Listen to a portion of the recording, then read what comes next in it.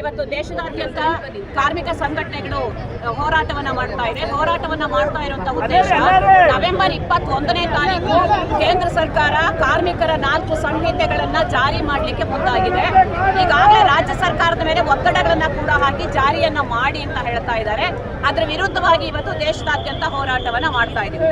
ಕಾರ್ಮಿಕರಿಗೆ 40 ಕಾನೂನು ಇದ್ದದ್ದನ್ನ ನರೇಂದ್ರ ಮೋದಿ ಅವರ ಸರ್ಕಾರ ಬಂದ ನಂತರದಲ್ಲಿ 29 ಮಾಡಿದ್ರು. ಈಗ 4 ಸಂಹಿತೆಗಳಾಗಿ ಜಾರಿ ಮಾಡಲಿಕ್ಕೆ ಹೊರಟಿದ್ದಾರೆ.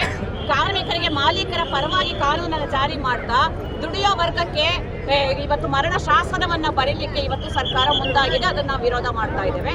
ಮತ್ತೊಂದು, ವಿದ್ಯುತ್ ಸುಧಾರಣಾ ಕಾಯ್ದೆಯನ್ನ ತಿದ್ದುಪಡಿ ಮಾಡಿ ಮುಂದಿನ ತಿಂಗಳಿನಿಂದ ಏಪ್ರಿಲ್ನಿಂದ ಜಾರಿ ಆಗ್ತಾ ಇದೆ.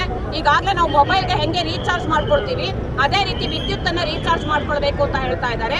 ಇದು ಯಾವ ರೀತಿಯಾದ ನ್ಯಾಯ ಅಂತ ಹೇಳಿ ನಾವು ನರೇಂದ್ರ ಮೋದಿ ಅವರನ್ನ ಕೇಳಬೇಕಾಗಿದೆ.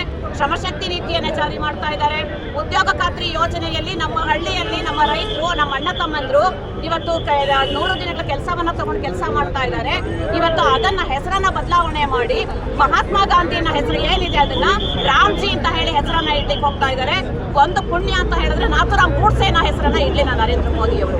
ಈ ರೀತಿಯಾಗಿ ಕಾಯ್ದೆಗಳನ್ನ, ಜನಪರವಾಗಿ ಇರುವಂತಹ ಕಾಯ್ದೆಗಳನ್ನ ಬದಲಾವಣೆ ಮಾಡಿ ಬಂಡವಾಳಶಾಹಿಗಳ ಪರವಾಗಿ ತಿದ್ದುಪಡಿ ಮಾಡುವಂತದ್ದನ್ನ ನಾವು ತೀವ್ರವಾಗಿ ವಿರೋಧಿಸ್ತೇವೆ. ತಕ್ಷಣ ವಾಪಸ್ ಮಾಡ್ಕೊಳ್ಬೇಕು. ಮತ್ತೆ ರಾಜ್ಯ ಸರ್ಕಾರಗಳ ಮೇಲೆ ಒತ್ತಡವನ್ನ ಹಾಕಬಾರ್ದು. ಮಾನ್ಯ ಸಿದ್ದರಾಮಯ್ಯ ಅವ್ರಿಗೂ ಕೂಡ ನಾವು ಈ ಮೂಲಕವಾಗಿ ಸಂದೇಶವನ್ನ ಕಳಿಸ್ತೇವೆ. ನಿನ್ನೆ ಇಡೀ ರಾಜ್ಯದಲ್ಲಿ ಎಲ್ಲ ಕಾರ್ಮಿಕ ಸಂಘಗಳ ಜೊತೆ ಕಾರ್ಮಿಕ ಮಂತ್ರಿ ಸಂತೋಷ್ ಲಾಡ್ ಅವರು ಮಾತಾಡಿದ್ದಾರೆ. ಅದರ ಪ್ರಕಾರ ನಡ್ಕೊಳ್ಬೇಕು. ಕಾರ್ಮಿಕ ಸಂಹಿತೆಗಳನ್ನ ಕರ್ನಾಟಕ ರಾಜ್ಯ ಒಪ್ಪಬಾರದು. ಕೇಂದ್ರ ಸರ್ಕಾರ ಏನು ನೀತಿಗಳನ್ನು ತಂದಿದೆ ಅದನ್ನ ರಾಜ್ಯ ಸರ್ಕಾರ ಒಪ್ಪಬಾರದು ಅಂತ ಹೇಳಿ ನಾವು ಇವತ್ತು ವಿರೋಧವನ್ನ ರಾಜ್ಯ ಸರ್ಕಾರಕ್ಕೆ ಎಚ್ಚರಿಕೆಯನ್ನ ಕೊಡ್ತಾ ಇದ್ದೇವೆ. ಕೇಂದ್ರ ಸರ್ಕಾರಕ್ಕೆ ವಿರೋಧವನ್ನ ಮಾಡ್ತಾ ಇದ್ದೇವೆ. ಫೆಬ್ರವರಿ 1ನೇ ತಾರೀಕು ಬಜೆಟ್ ಆಯ್ತು. 2018ರಿಂದ ಅಂಗನವಾಡಿವರಿಗೆ, 2008ರಿಂದ ಬಿಸಿ ಊಟಕ್ಕೆ ಒಂದು ನಯಾ ಪೈಸಾ ಸಂಬಳ ಹೆಚ್ಚಳ ಕೊಡ್ಲಿಲ್ಲ. ನಾಚಿಕೆ ಆಗಬೇಕು ಕೇಂದ್ರ ಸರ್ಕಾರಕ್ಕೆ. ಬರೀ 600 ರೂಪಾಯಿ, 2700 ರೂಪಾಯಿ, 1350 ರೂಪಾಯಿಯನ್ನ ಕೊಟ್ಟು ಈ ದೇಶದ ಹೆಣ್ಮಕ್ಳನ್ನ ದುಡಿಸ್ತಾ ಇದ್ದಾರೆ.